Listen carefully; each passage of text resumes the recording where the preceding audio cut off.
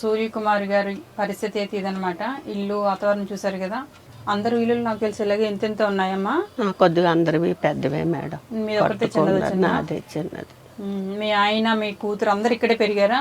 అందరు ఇక్కడే, ఈ ఇంట్లోనే మేడం. ఈ ఇంట్లోనే పుట్టారు, ఈ ఇంట్లోనే పెరిగారు, ఈ ఇంట్లోనే చచ్చిపోయారు. మీ కూతురు ఒకరు ఉన్నారు? ఆ పాప ఒకదే, కానీ మరి వాళ్ళు వేరే ఉన్నారు మేడం. కూతురికి ఉన్నారు, కూతురు హస్బెండ్ కూడా చనిపోయారు. వీటికి ప్రజెంట్ అయితే కళ్ళు అంత సరిగ్గా 50% కనిపిస్తుంది, ఇంకో 50% నెమ్మదిగా అలా అంచనాగా అలా ఏదో జీవనం సాగిస్తుంది. వంట అయితే నాకు తెలిసి అన్నం వండుకోవచ్చు. ఎవరైనా ఇరుగు పొరుగులు సందుల్లో పాపం అందరూ ఒకరికొకరు సాయం చేసుకునే మానవతా దృక్పథం ఇంకా ఉంది కాబట్టి ఎవరో ఒకరు కొంచెం ఒక్కొక్క స్పూన్ కూర ఇచ్చినా కూడా వీడికి ఆ పూట అలా గడిచిపోతుంది అనమాట, అంతే. సో అదనమాట, ఇలాంటి దీనమైన పరిస్థితులు ఇవిడ ఉన్నారు కాబట్టి మనం ఈవిడిని వెతుక్కుంటూ ఇంత ప్రయాణం చేసి నేను రావడం జరిగింది. సో మనం చేయాల్సింది ఏదైనా ఉంటే కూడా చేసేద్దాము.